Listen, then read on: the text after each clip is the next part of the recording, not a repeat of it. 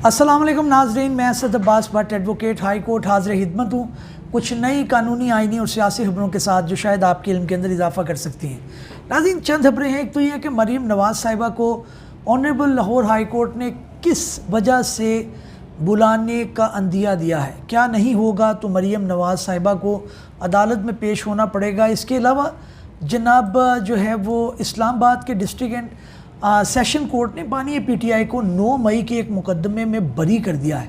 क्या कोई एविडेंस मौजूद नहीं था या कोई दूसरी बात है, इसके ऊपर भी बात करेंगे। और इसके अलावा जनाब मामला यह है कि पोएट एक हैं अहमद फराज, उनके केस के मुतल्लिक प्रोसीडिंग हुई है इस्लामाबाद हाई कोर्ट के अंदर और जस्टिस कयानी जो है उन्होंने कुछ रिमार्क्स दिए हैं। वो क्या सिलसिला है वो भी देखेंगे। और गर्मियों की शिद्दत बढ़ जाने की वजह से पंजाब के अंदर स्कूल जल्दी बंद करने का अंदिया दे दिया गया है। एक नोटिफिकेशन जारी हुआ है, कब से कब तक छुट्टियां रहेंगी इसके ऊपर भी बात करेंगे और चंद मज़ीद तफसीलें भी आपसे शेयर करेंगे। सबसे पहले चलते हैं जनाब के सोने की कीमत जो है वो तकरीबन 2.5 लाख रुपए हो गई है। कितनी बड़ी है? मुल्क में आज सोने की फ़ी तोला कीमत में 2700 रुपये का इजाफा हुआ है, जिसके बाद फ़ी तोला कीमत 2.5 लाख रुपये हो गई है। जनाब ये बढ़ते ही जा रहा है मामला, लेकिन देखते हैं अब किस तरह मामला होता है।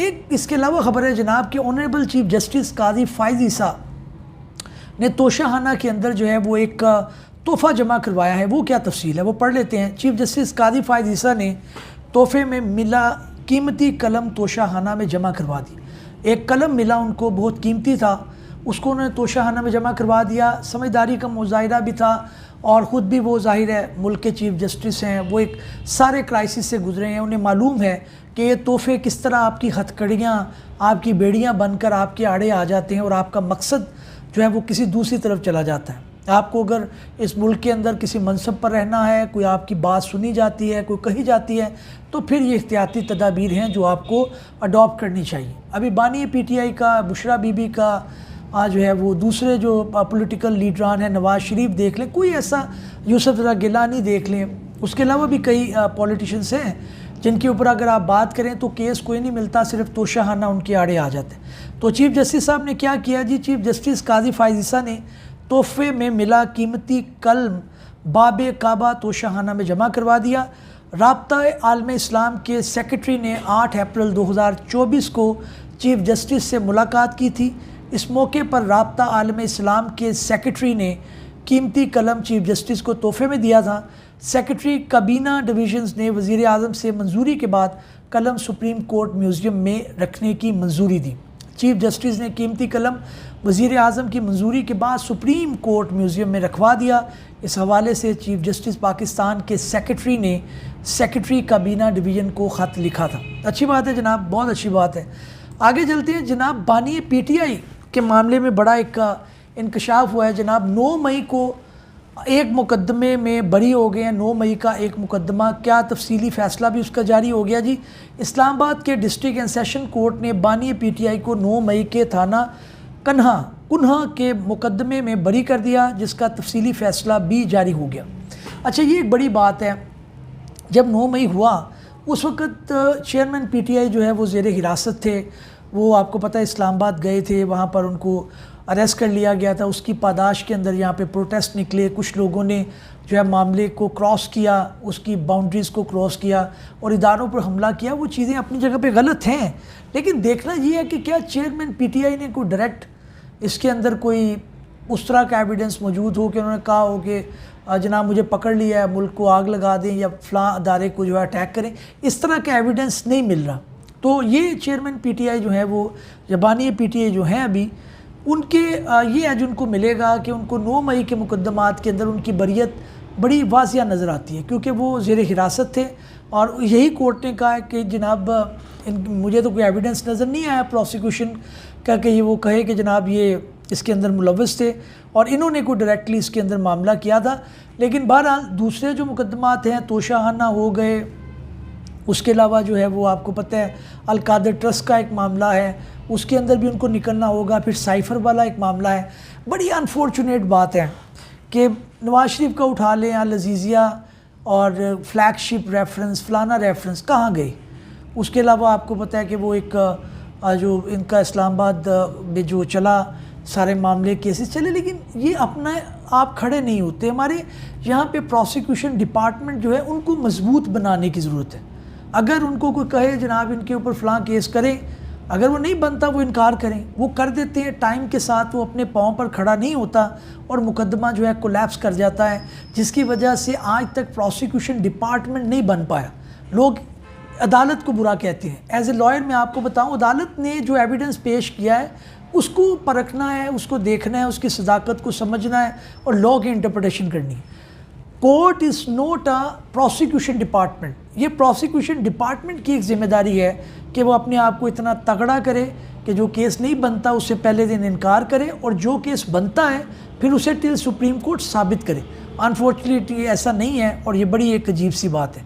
अच्छा जी, आगे चलते हैं जनाब। इसके अलावा जो मामलात हैं वो मैं आपको बताता हूँ कि मरीम नवाज़ साहिबा को उन्होंने कहा है लाहौर हाई कोर्ट ने कि जनाब आपको पता है कि कुछ यहाँ पर जो होते हैं स्पेशल कोर्ट्स होते हैं उसके जजेस तैनात करने हैं, जिसके अंदर ट्रिब्यूनल्स होते हैं, फेडरल ट्रिब्यूनल है, रेवेन्यू कोर्ट्स हैं, टैक्स कोर्ट हैं, इसके अलावा एंटी टेररिज्म कोर्ट है, फिर NIRC और मुख्तलिफ इस तरह के स्पेशल्स कोर्ट होते हैं जो फेडरल गवर्नमेंट अपॉइंट करती है।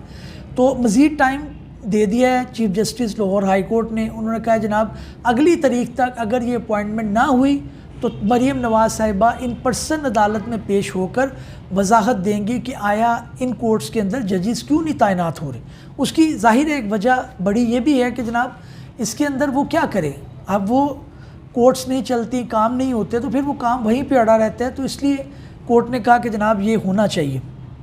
अच्छा जी, अगली खबर ये जनाब पोइट अहमद फराज हैं, इस्लामाबाद हाई कोर्ट में उस मख्फी हैं, अभी उनको अगवा किया हुआ है। उसके ऊपर जो है वो ऑनरेबल जस्टिस अहमद फराज कियानी जो हैं उन्होंने बेसिकली कहा है, कियानी साहब ने, कि जनाब ये क्या आपने जो है वो किया हुआ है, इदारों से रिपोर्ट लेकर मुझे बताया जाए। उनके घर वालों का ये कहना है, अहमद फराज जो पोइट हैं, कि उनको एक कॉल आई, उनको ये कहा गया कि जनाब आप अपनी एप्लीकेशन वापस ले लें, उनको घर भेज दिया जाएगा, और वो आप यही समझे कि उन्हें समझ से बालात आ रहा है कि इस दौर के अंदर एक शायर को उठाने का क्या तुक है। आज जस्टिस कियानी ने भी अदालत में ये कहा यार वो भारत से हैं, वो इंडिया से हैं, कोई अफ़गानिस्तान से हैं, कोई ऐसे मुल्क से हैं जो पाकिस्तान दुश्मन मुल्क हो, वो इसी सरजमीन के एक शायर आदमी है।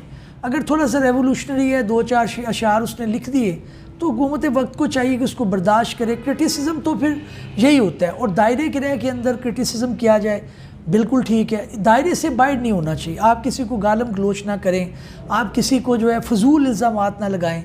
जो चीज़ आप परख लें, मेहनत से काम करके फिर उस न्यूज़ को, उस चीज़ को आप उजागर करें। लेकिन ये है कि जो भी हो, हुकूमतों में ये सब्र का पैमाना बड़ा कम रहा है। उन्होंने हर ज़माने में जो है रगड़ा लगाया। इमरान खान के ज़माने में भी मतीउल्लाह जान को उठा लिया गया था, दूसरे लोग थे उनको उठाया गया। ये नहीं होना चाहिए। तो प्रॉब्लम सिर्फ ये है कि जो सीट का प्रॉब्लम है, जो आके बैठता है वो कहते हैं जी कि मैं तो सब तो ठीक हाँ, मैं नहीं तो कौन वे, मैं तो सब तो जो है वो अच्छा काम करना। ऐसा नहीं है, तनकीद को बर्दाश्त करना चाहिए। अच्छा जी, गर्मी बड़ी बढ़ चुकी है, शिद्दत बड़ी ज़्यादा है। तो पंजाब के अंदर जो गवर्नमेंट स्कूल हैं उनके अंदर उन्होंने कहा जी कि 25 से 31 जो है वो मई तक उन्होंने छुट्टियां देने का नोटिफिकेशन जारी कर दिया है। और उन्होंने कहा कि जिन स्कूलों के अंदर इम्तिहानात चल रहे हैं उनको कंडीशनल परमिशन दी जाएगी, और ये मामला थोड़ा सा आगे चलेगा। अच्छी बात है। बहुत ज़्यादा पेरेंट्स को पहले उन्होंने स्टेप बाय स्टेप किया। पहले उन्होंने कोशिश की कि 7 से जो है वो ऑनवर्ड 11 साढ़े 11 तक टाइम किया जाए ताकि बच्चों का पढ़ाई का खर्च ना हो, लेकिन इसके बावजूद मामला पकड़ में नहीं आ रहा। बहुत ज़्यादा गर्मी है, हीट वेव का भी अंदिया दिया जा रहा है। तो बेहतर है कि बच्चे हैं छोटे, पेरेंट्स भी रिलैक्स हो जाएंगे, घर के अंदर हो जाएं, ऑनलाइन को सिस्टम हो जाए। तो इसमें कोई कोताही नहीं है, अच्छा फ़ैसला है, इसको जो है वो पजीराई करनी चाहिए। नाज़रीन, इस उम्मीद के साथ कि हमारी ये काविश आपको पसंद आई होगी, नए भी लोग में हाज़िर खिदमत होंगे। तब तक के लिए इजाज़त दीजिए। अल्लाह हाफ़िज़।